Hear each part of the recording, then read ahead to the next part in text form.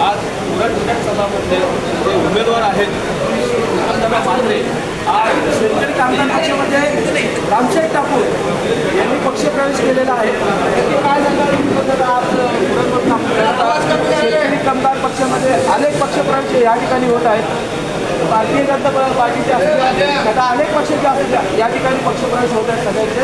नक्की काय सांगाल उरणमधून आपण गावापासून काय ठेवला आहे त्या ठिकाणी पक्षप्रवेश अनेकांचे होत आहेत काय सांगाल? मी सर्वप्रथम मुकुंद गावातील त्यांचे सहकारी आणि आता जे पक्षप्रवेश करते झालेले ते भारतीय जनता पार्टीचे अध्यक्ष यांचं रोशनजी ठाकूर यांच्या मनापासून शेतकरी पक्षात स्वागत करतो आणि त्यांचे वडील रामशेठ ठाकूर यांनी कित्येक वर्ष भारतीय जनता पार्टीला प्रामाणिक काम केलं, परंतु आत्ताच त्यांनी सांगितलं की जी वाईट वागणूक किंवा महानकाराची गोष्ट आहे ही जिथे घडते तेव्हा त्या माणसाने बरोबर शेता पक्षाचीच आठवण केली ज्वलंत उदाहरण दिसतं। कारण मी माझे सहकारी रोशनजी यांना सांगितलं की अजिबात मी कामं घेऊन कामं झाली नाही तर प्रामाणिक प्रयत्न असेल हे आम्ही त्यांना आश्वासित केलं। त्यांनी सांगितलं आमचं एकही काम नाही, जे काही ते शेता पक्षाची जुनी मंडळी आहे ते जी मागणी करते ते काम तुम्ही गावाच्या भल्यासाठी करा।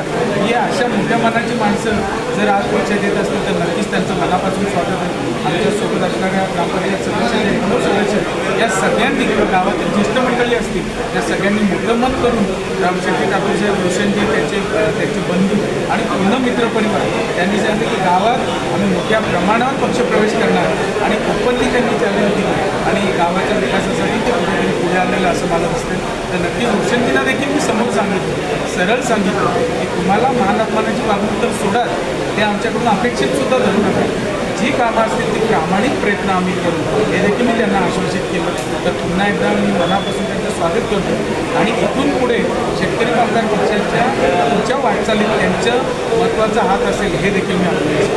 आज रामशेठ ठाकूर यांनी पक्षप्रवेश केलेला आहे त्याच्याकडून चालून गेल्या काय सांगाल की आज आपण पक्षप्रवेश केलेला आहे, परंतु आपण महेश बालदी यांना निवडून आणून दिलं होतं, पण आज काय सांगाल की आज उत्तमदादा उभे आहेत उरणमधून नक्की काय सांगाल?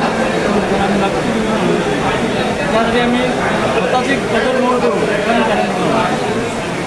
समीरजी काय सांगाल तुम्ही एक काय सांगाल की तुम्ही एक उरणमधून महेश बालदी यांना मदत केली होती निवडणुकीची, पण आज उत्तमदादा स्वतः उमेदवार म्हणून त्या ठिकाणी पक्षाने जाहीर केलेलं आहे की आम्ही उरणमध्ये राहणार आहोत उत्तमदादा मात्रे यांना, तर नक्की काय बोलतो?